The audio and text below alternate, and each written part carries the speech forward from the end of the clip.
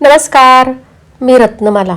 स्वागत आहे तुमचे माझ्या मी रत्नमाला या यूट्यूब चॅनलमध्ये. आज मी जाणार आहे शबरीधाम आणि त्या शबरीधाम जवळील पंपा सरोवर येथे.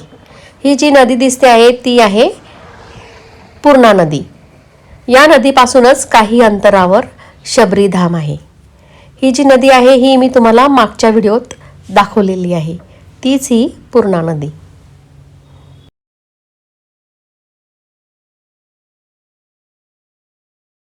या नदीपासून काहीच अंतरावर गेल्यावर आपल्याला शबरीधाम मंदिर लागते. हे बघा, बाजूला जी कमान दिसते आहे ती आहे शबरीधाम मंदिराची कमान. गाडी थेट आपल्याला मंदिरापर्यंत सुद्धा नेता येते, पण आम्ही पायीच चालत त्या मंदिरात जाण्याचे ठरवले. जरा उंच अशी ही टेकडी आहे. मंदिराची ही टेकडी जरा उंचच आहे आणि बरेच अंतर आहे. आणि मंदिराच्या आजूबाजूला सुद्धा घनदाट असे जंगल आपल्याला पाहावयास मिळते. आणि थोडे समोर चालत गेल्यावर नंतर आपल्याला मंदिराचे दर्शन होते. हे बघा, समोर दिसते ते आहे शबरीधाम मंदिर.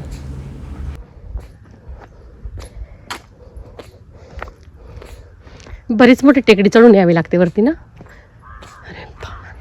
हा मागून आपण आलो ना तो रस्ता आहे. येथे सगळे अगदी वेगवेगळे पशु पक्षी सुद्धा आहेत. एकदम शुकशुकाट आहे.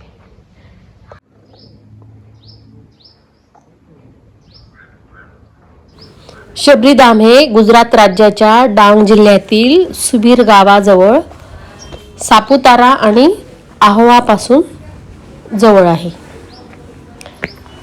येथे शबरीने भगवान राम आणि लक्ष्मणाला उष्टी बोरे खाऊ घातलेली आहेत.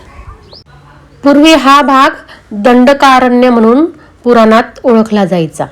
याच दंडकारण्यात मातंग ऋषीच्या आश्रमात शबरी राहत असे.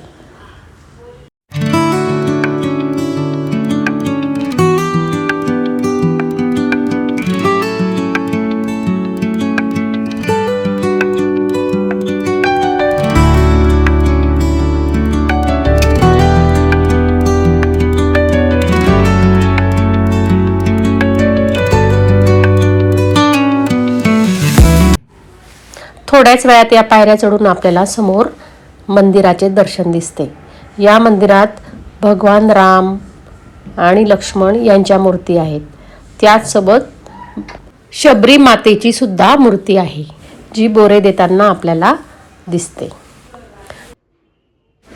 त्याचप्रमाणे भगवान श्रीराम आणि लक्ष्मण ज्या दगडावर बसलेले होते त्या दगडांचे सुद्धा आपल्याला दर्शन होते.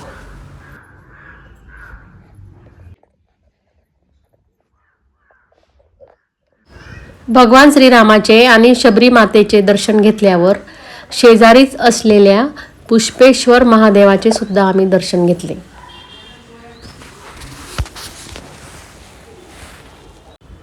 हा बघा पुष्पेश्वर महादेव. या मंदिराच्या आजूबाजूला संपूर्ण जंगल परिसर असल्यामुळे येथे आदिवासी बांधव भरपूर प्रमाणात असतात. त्यामुळे त्यांचे देव म्हणजे जंगलातील प्राणी, मोर, वाघ, साप, त्याचप्रमाणे गाय याचे सुद्धा मंदिर शेजारी आहे.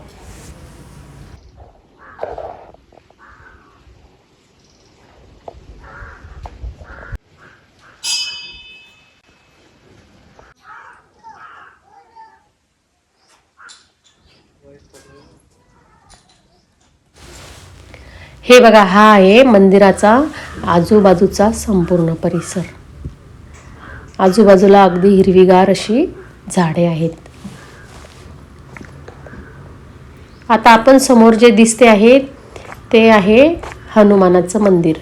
ते आता नव्यानेच बांधण्यात आलेले आहे. त्या बाजूला आपण जाऊ आता.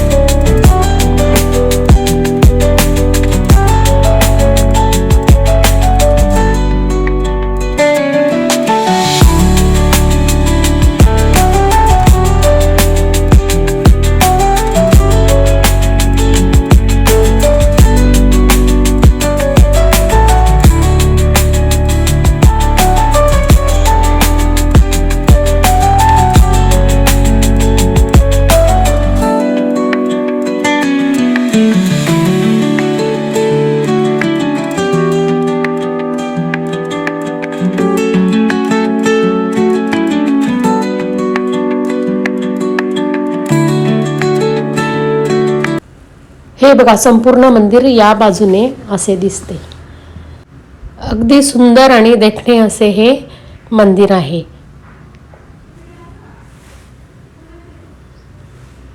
आणि या मंदिराच्या समोरच एक लहानशी बाग सुद्धा आहे, जी आज बंद होती.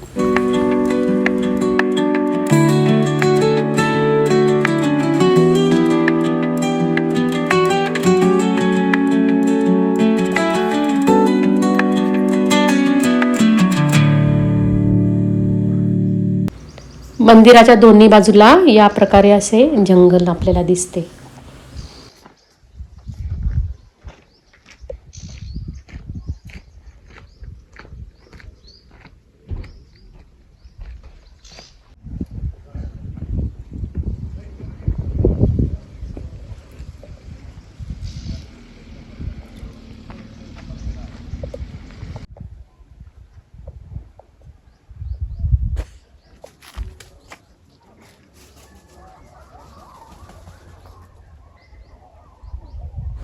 हे बघा, इथे कावळे किती आहेत.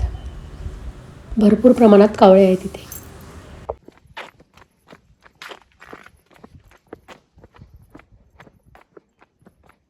शबरीधामचे दर्शन आटोपून आम्ही आता जवळच असलेल्या पंपा सरोवर येथे जाणार आहोत.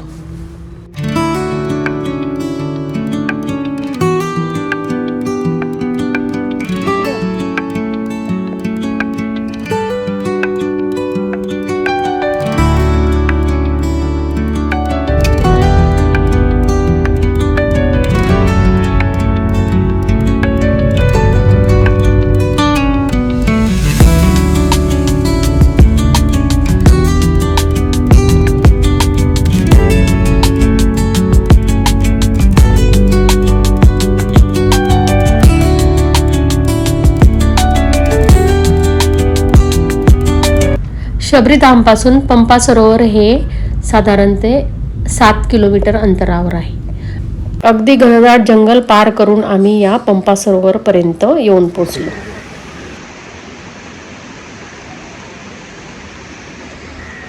या पायऱ्या उतरून आता आम्ही आलेलो आहे. हे जे दिसते आहे हे आहे पंपा सरोवर.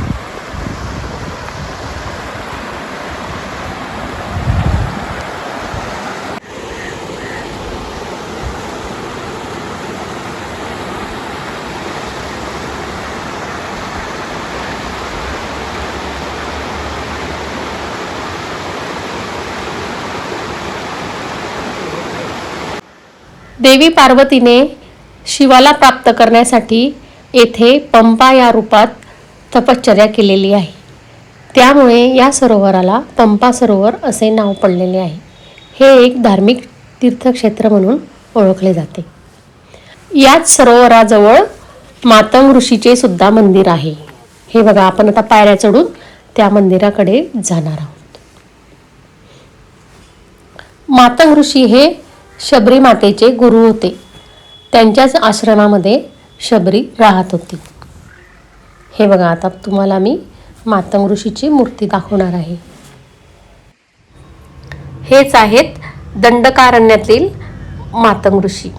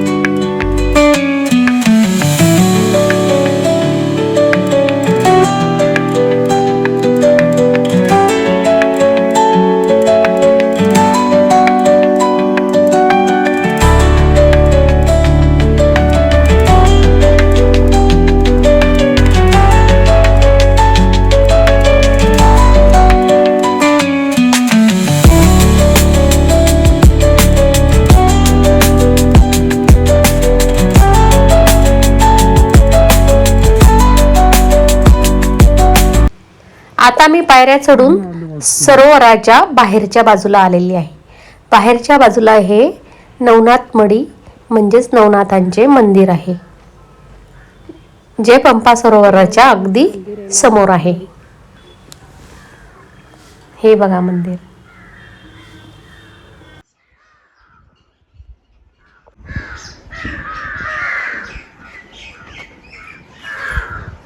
आणि हा आहे सरोवराच्या सुरुवातीचा म्हणजेच आजूबाजूचा सर्व परिसर, जो पूर्ण जंगलाने वेढलेला आहे. दाट जंगलामुळे इथे 4 वाजेला सुद्धा अंधार झाला आहे असे वाटते. संध्याकाळ झाल्यामुळे आम्ही तेथून निघण्याचे ठरवले. कसा वाटला तुम्हाला हा शबरीधाम आणि पंपा सरोवराचा माझा हा व्हिडिओ? मला कमेंट बॉक्समध्ये कळवा. माझा हा व्हिडिओ तुम्हाला आवडला असेल तर माझे चॅनल लाईक करा, शेअर करा आणि सबस्क्राईब करा. धन्यवाद.